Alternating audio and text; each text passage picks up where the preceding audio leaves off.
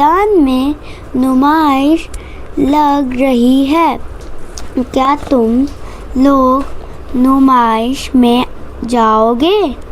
Hello ji, welcome our new video. Radhe Krishna, कैसे हैं आप सब? तो जैसा कि आप देख रहे हैं कि यामी पढ़ाई कर रही हैं और थंबनेल देख के भी समझ गए होंगे कि आज का वीडियो किस टॉपिक पे है। तो बहुत दिन से मैं सोच रही थी कि मैं घर पे यामी को कैसे पढ़ाती हूँ, कैसे मतलब इतने बिजी टाइम में उसको टाइम निकाल के दे पाती हूँ। तो ऐसा एक वीडियो ज़रूर बनाऊँ ताकि जो हमारे जैसी माँ हैं उनको यूज़फुल रहे। तो बस आज का वीडियो इसी टॉपिक पे है। तो सबसे पहले तो यामी स्कूल से आने के बाद अपना होमवर्क कर लेती है, क्योंकि फिर उनको खेलना भी होता है। तो इसलिए स्कूल से आओ, खाना वगैरह खाने के बाद थोड़ी देर रेस्ट करो, उसके बाद फिर आप अपना होमवर्क कर लो। होमवर्क क्या, मैं यामी को खुद ही करने देती हूँ। उसमें मैं कोई मतलब अगर कोई चीज़ हार्ड लग रही है तो ही सपोर्ट करती हूँ, नहीं तो अगर ऐसा है कि घर स्कूल से पढ़ के आए हो तो आप पहले ट्राई करो कि आप कर सकते हो होमवर्क। तो होमवर्क कर लेती है, उसके बाद खेलने जाती है। खेलने के बाद आती है, मंदिर से फ्री होके फिर उसके बाद उसका टाइम होता है मम्मा के साथ पढ़ने का। और जिस दिन मम्मा बिज़ी होती है उस दिन पापा के साथ पढ़ लेती है। तो कुछ इस तरीके का रूटीन है कि इनको रात में 1 घंटा तो देना ही है, चाहे मम्मा दे या पापा दे। तो आज मैं बैठ के पढ़ा रही थी तो मैंने सोचा एक वीडियो बना ही लेते हैं। तो इनका सबसे पहले तो मैंने पूरा एक टाइम टेबल बना दिया है कि इनको डेली क्या क्या पढ़ना होता है। मैंने ऐसा कुछ बना रखा है, देखिए ये आपको अच्छे से दिख रहा होगा। मैंने ऐसे बना दिया है मंडे टू सैटरडे संडे, मतलब वो तो सिर्फ एक रिवीजन है सैटरडे संडे, बाकी मंडे से फ्राइडे तक का पूरा है इसमें सेट कि इनको डेली 2 सब्जेक्ट रीडिंग करना है, उसको अच्छे से, और उसके क्वेश्चन आंसर शब्द और जो भी है उसमें एक्सरसाइज वगैरह वो सब देखनी है। और मैथ इनको डेली थोड़ी सी एक्स्ट्रा, मतलब जो teacher class work homework in सब के अलावा इनको थोड़ी सी मैथ एक्स्ट्रा में पढ़नी है। तो ये है इनका टाइम टेबल जो मैंने स्कूल स्टार्ट होने मतलब 1 दिन पहले ही बना दिया था कि भाई सब ओके रखो, क्योंकि 3rd क्लास में आ गए हो, थोड़ा सा मेहनत बढ़ानी पड़ेगी, 2nd से 3rd में आए हो। तो बस अभी इनका रीडिंग चल रहा है हिंदी का रीडिंग कर लें, उसके बाद फिर और भी चीज़ें करेंगी, है ना? आप भी कुछ बोलेंगे? ठीक है, आप पढ़ लीजिए। तो बस ये पढ़ लें, फिर इनको थोड़ा सा मैथ समझाते हैं। दीपा, हाँ बहुत।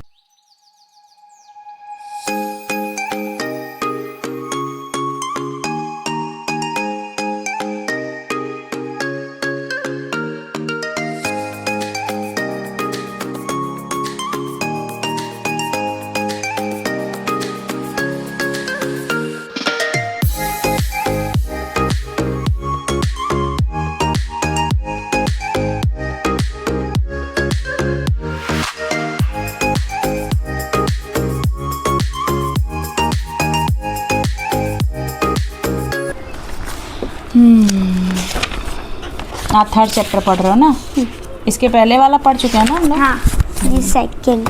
घर से छुटकारा और फर्स्ट है सीखो। तो जैसे ही चैप्टर कंप्लीट होता है वैसे ही यामी से क्वेश्चंस करती हूँ मैं कि क्या क्या, मतलब तुरंत बच्चा जब पढ़ता है चैप्टर को ना, उसके बाद हम क्या उससे रिलेटेड क्वेश्चन अगर तुरंत का तुरंत पूछते हैं तो उसका माइंड क्या बहुत तेज़ उस समय चलता रहता है, जो चीज़ पढ़ा है तुरंत का तुरंत जवाब दे देगा। तो इस वजह से क्या एक रिवीजन भी हो जाता है और क्लास से थोड़ा सा 1 आध चैप्टर आगे चल रहा है। तो ये बहुत अच्छी बात है, जब टीचर पढ़ाएगी तो दिक्कत की बात नहीं है।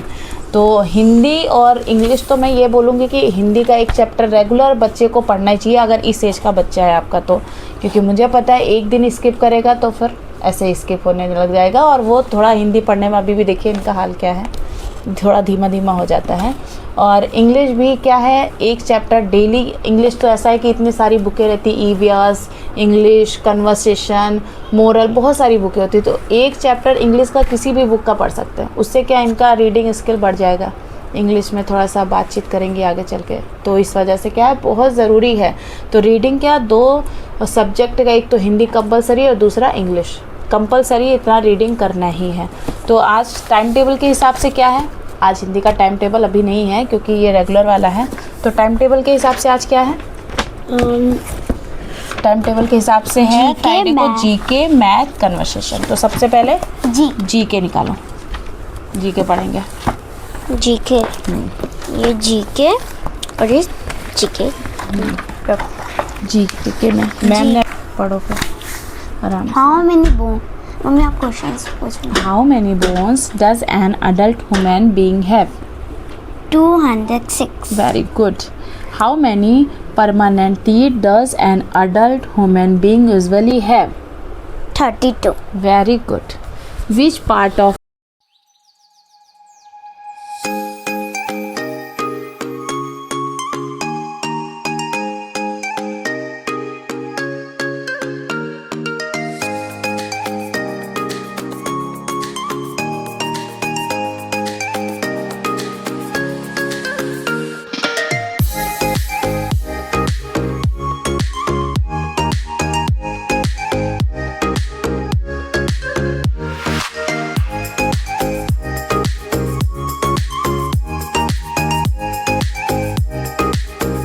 नहीं, I sell cakes and pastries? Baker. Very good.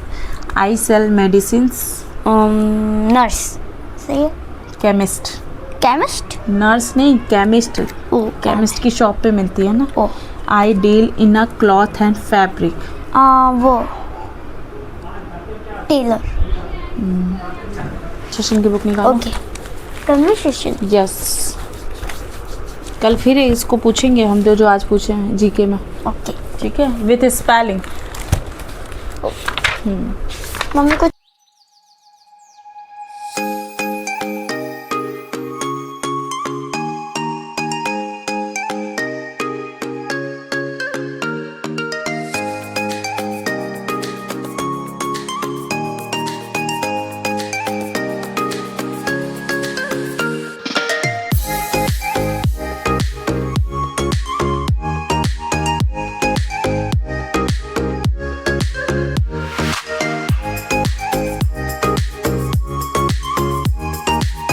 And TD. Finish. Yes. तो यहाँ से रीडिंग का कॉन्सेप्ट फिनिश। अब यामी करेगी मैथ, है ना। तो मैथ स्टार्ट करते हैं। यामी को निकालो। यामी, ये भी मैथ। मैथ की पढ़ाई करते हैं। तो मैथ में क्या चल रहा है अभी? मैथ अभी तो मैथ में लाइक ये यहाँ तक हो गया आपका 1.4 तक। हाँ, ये 1.4 है ना। ओके। असेंडिंग एंड डिसेंडिंग आ गया। हाँ, ये 1.5 है और ये अभी तो नहीं। असेंडिंग और डिसेंडिंग पता है? हाँ, क्या? Ascending means down to up and descending means up to down. ठीक है। पेंसिल या पेन कुछ तो? पेंसिल। पेन तो प्रणवी ने इधर उधर कर दिया कहीं। नहीं, ये देखिए। लो। मम्मी इसमें से ना आप ऐसे क्वेश्चन बॉक्स हटाओ पहले। रुक जाओ ऐसे पहले। सबसे पहले आज हम लोग समझेंगे असेंडिंग एंड डिसेंडिंग। इवन और ऑड क्या होता है? इवन मीन्स और ऑड। मम्मी मेरे को इवन मीन्स हाँ, पता है। बताओ। Even means 0 2 4 6 8 10। ये होता मतलब है जो डिवाइडेड बाई 2, जो भी नंबर डिवाइडेड बाई 2 होते हैं वो होते हैं हमारे इवन। 0 2 4 6 8 एक्सेट्रा। उसके बाद 10 मतलब वो फिर 0 2 लास्ट में जिसमें 0 2 4 6 8 है। और ऑड नंबर क्या होता है? 1 3 5 7 9 जो 2 से डिवाइड नहीं होते हैं, है ना। मीन्स 3 की टेबल। ठीक है।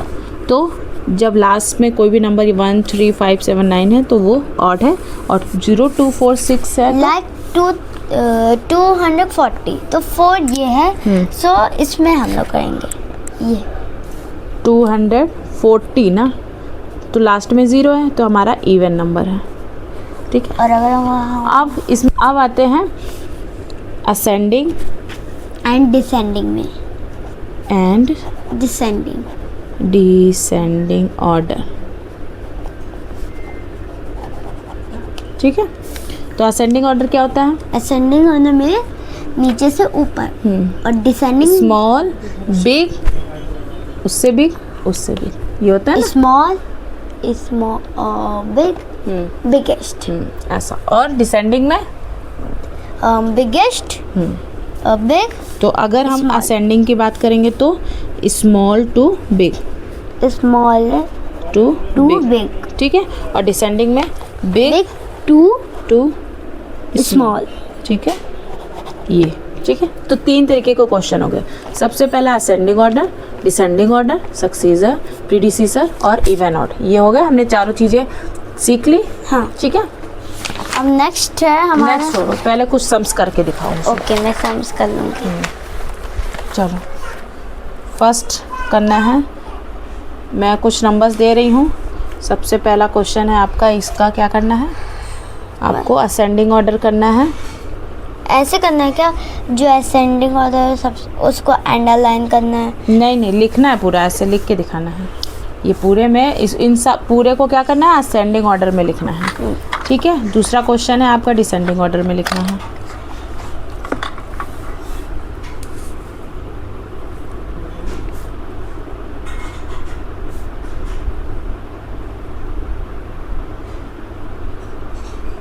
चलो जल्दी से 2 क्वेश्चन सॉल्व कीजिए, फिर एक्सरसाइज पे आएंगे। ओके, इसको तो हटा दो। नहीं करो, इसी में करो। ठीक, फटाक से करके दिखाओ। असेंडिंग, पहला वाले को असेंडिंग करना है, सेकंड वाले को डिसेंडिंग। ठीक है,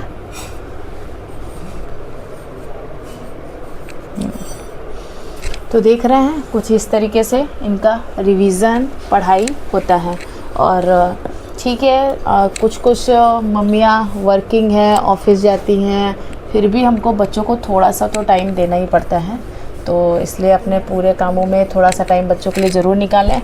और जब हम उनके साथ बैठते हैं, वो भले ही आधे घंटे का समय हो, 1 घंटे का समय हो या 45 मिनट का समय हो, जितनी देर भी हम उनके साथ बैठते हैं तब वो पढ़ाई करते हैं, तो उस पढ़ाई की बात अलग होती है। और सेल्फ़ स्टडी बहुत ज़रूरी होती है।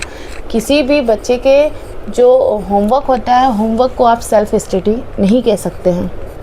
होमवर्क तो उसको करना ही है, चाहे वो स्कूल का होमवर्क हो या ट्यूशन का। तो सबसे अच्छा है कि वो जब स्कूल का होमवर्क कर ले तब आप उसको अलग से टाइम दें। उसके बाद अगर वो आधा घंटा, 45 मिनट, 1 घंटा, जितना उसकी कैपेसिटी है या जितना आप उसको पढ़ा सकते हैं बैठा के, वो उतना सेल्फ़ स्टडी में आता है। और वो स्टडी उसके लिए हमेशा बेस्ट ही रहेगी। मतलब ऐसा नहीं होगा कभी एग्ज़ाम आ गया तो आप एकदम से ऐसे परेशान हो जाएंगे। तो इस वजह से क्या, थोड़ा सा सेल्फ़ स्टडी बच्चों का रहना चाहिए। और ये बिना पेरेंट्स के बैठे बच्चे नहीं कर पाएंगे, इसलिए बच्चों को थोड़ा सा टाइम देना ही पड़ेगा अपनी बिज़ी ज़िंदगी में। मैं भी बिज़ी रहती हूँ, मेरा भी घर, एक तो सबसे छोटी प्रणवी है हमारी जो बीच बीच में आ जाती है वीडियो में भी, और यामी का स्कूल, यामी की पढ़ाई, मेरा यूट्यूब, साथ में क्लब, कमेटी, बहुत सारी चीज़ें हैं। तो उन सब चीज़ों को मैनेज करना पड़ता है। इसलिए कभी कभी क्या है, वीडियो में अप डाउन हो जाता है, कभी इनकी पढ़ाई में अप डाउन हो जाता है। लेकिन फिर भी कोशिश हम लोग को पूरी करनी चाहिए कि हर चीज़ क्या है, अच्छे तरीके से चल सके, है ना। ऊपर नीचे चलता रहे, लेकिन वो मैनेज हमको ही करना है। 1-2 दिन की बात अलग होती है कि ठीक है 1-2 दिन नहीं पढ़ाते हैं, ये हो जाता है, लेकिन डेली नहीं हो पाएगा। डेली तो हमको समय देना ही पड़ेगा, निकालना ही पड़ेगा। तो इसलिए, और यामी को मज़ा आता है ऐसे, वैसे यामी को मम्मा के साथ पढ़ने में ज़्यादा मज़ा आता है। यामी इसलिए पहले भी मुझे बहुत बोलती थी कि मम्मा ट्यूशन पढ़ाया करो ताकि बच्चे घर पे आए। मैं इसीलिए और ट्यूशन पढ़ाती थी कि बच्चे घर पे आए और यामी मेरे साथ पढ़े। यामी कभी ट्यूशन अभी नहीं गई है, और मुझे नहीं लगता कि अभी जब तक मैं अच्छे से पढ़ा रही हूँ उसको ट्यूशन जाने की ज़रूरत है ना। कुछ बोलोगे? नहीं। ठीक है, जल्दी से कर लो। 22, 26, 39, 53, 58, 43, 38, 36, 34, सही है। अब नेक्स्ट बहुत बढ़िया है। डन। इतनी जल्दी हो गया। यामी बहुत जल्दी कर लेती है, लेकिन कभी सही रहता है कि नहीं। मैंने किया, सही किया पूरा। अब जैसे क्वेश्चन है, right even numbers from 1950 to 1970। तो इनके बीच में जो इवन नंबर है वो लिखना है, इसके इन दोनों के बीच में 1950 से 1970 के बीच में जो इवन नंबर है। इवन मतलब सारे जितने भी है, जैसे 1950 के बाद 1952, 1952, 1952, 52, 1954,